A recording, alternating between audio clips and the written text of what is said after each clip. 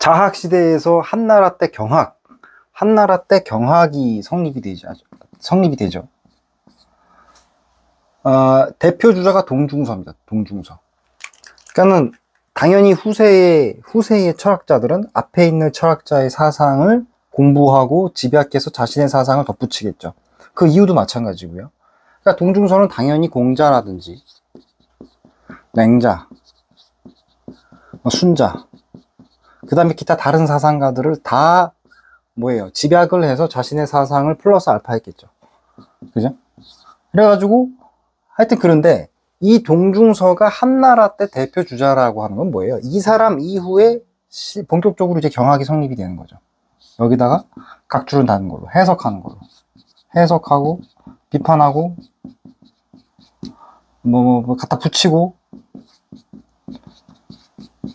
각주자, 이런 식으로 해가지고 경학이 성립을 한다, 중국 경학이 성립을 한다라는 겁니다.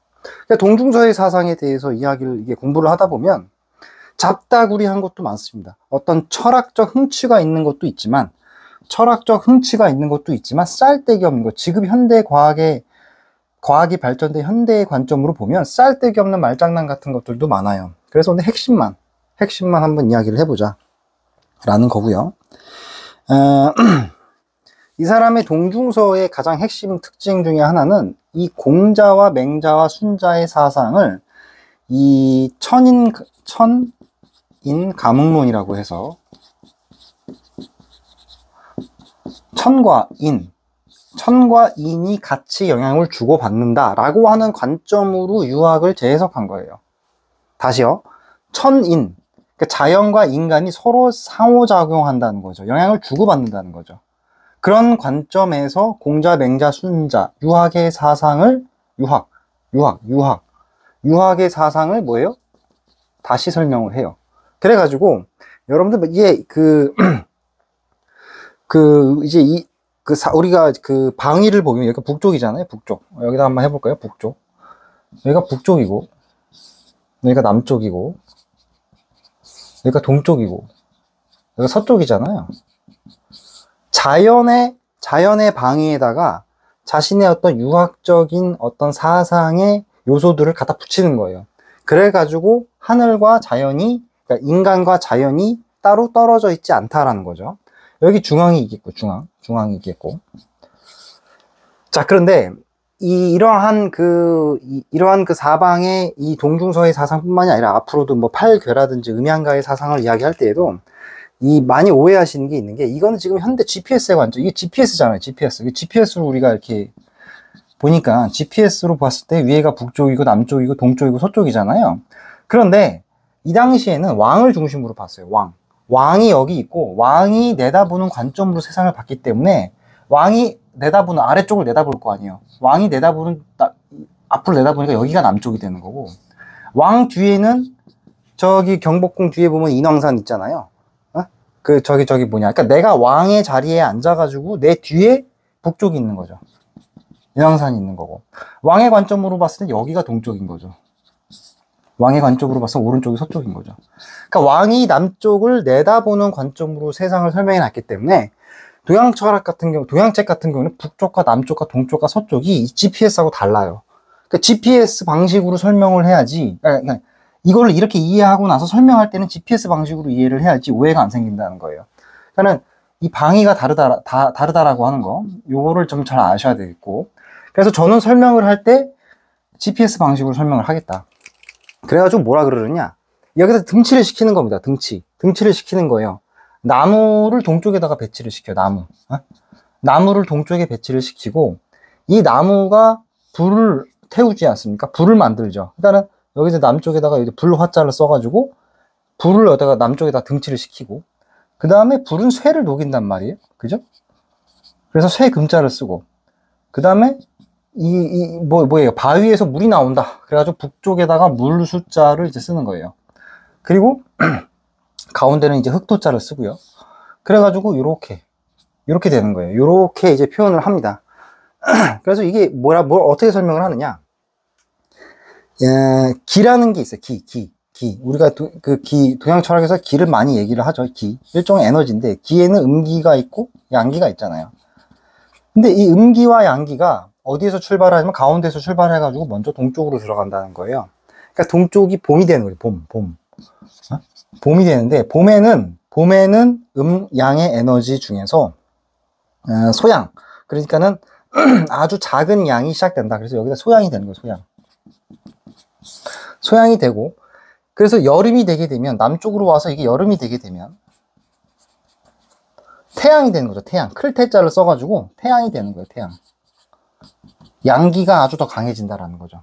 하지만 음기도 내재가 돼 있어요.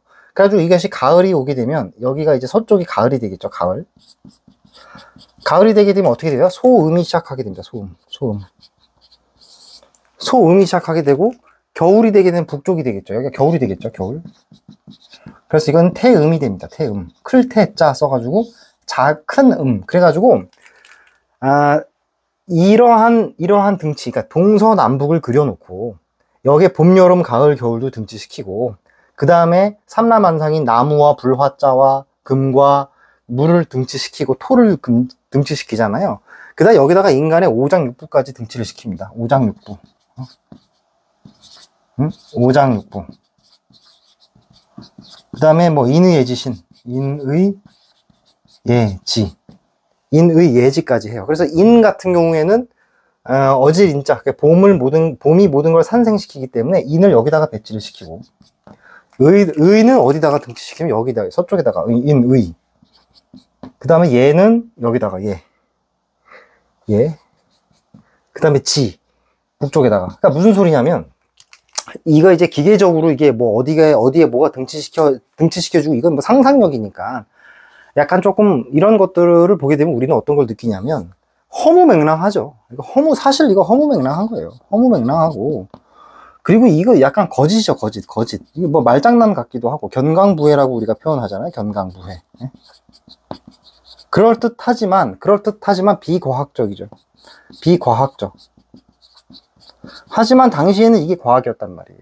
그래서 이것의 의미는 뭐냐면, 이걸 기계적으로 외우는 게 중요한 것이 아니라 삼라만상이라고 하는 것이 기의 흐름과 관련이 되어 있고, 이런 흐름은 결국 인간하고도 연결되어 있다는 거예요. 인간하고도 자연과 인간이 연결이 되어 있다. 그래서 이런 말들을 해요. 인간이 어떻게 하느냐에 따라서 하늘이 노하기도 하고 또 복을 내리기도 한다. 그래가지고 천인가목론이 여기서 나오는 거죠. 동중서의 사상은 공자, 맹자, 순자의 사상에다가 음양오행가라든지 뭐 음양가, 그 다음에 이런 음양오행설이라든지, 그 다음에 뭐 태극도설이라든지 이런 것들을 다 합쳐가지고 인간과 사람 사이의 관계에 대해서 이렇게 유기적으로 연결이 돼 있다, 기계론적으로 연결이 돼 있다라고 설명을 하는 겁니다. 그래가지고 이것이 오늘날의 관점으로는 비과학적이라고 우리가 들릴지 모르겠지만, 인간과 자연 사이의 관계를 합리적으로 설명해 보고자 했었던 노력의 산물이었다라는 것이죠. 그래가지고 동중저의 사상의 핵심은 이런 것들이 되겠고, 제가 여기 이제 인간의 오장육부나 인의예지지 이렇게 얘기했는데, 한의학에서 보면 지금도 황제내경 이런 거 있어요.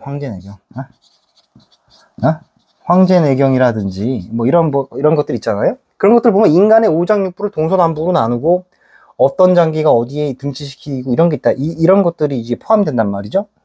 그러니까 결론은 뭐다? 한나라 때 모든 사상을 통합하려고 했었던 대표적인 사상가, 유학 사상가가 동중서인데, 동중서는 인간과 자연이라고 하는 것이 이렇게 기계적으로 맞닿아져 있다. 따라서 이 자연의 흐름에 맞추어서 인간의 역사나 사회 제도라든지 인간의 어떤 교육이라든지 개인의 인생이라고 하는 것도 이러한 천지 자연의 흐름과 부합되어야 한다라는 것이죠. 심지어는 왕조, 황제, 사회 규제, 사회 법률, 사회 규정, 삼라만상 모든 것들을 다 전부 다 이런 방식으로 설명을 합니다.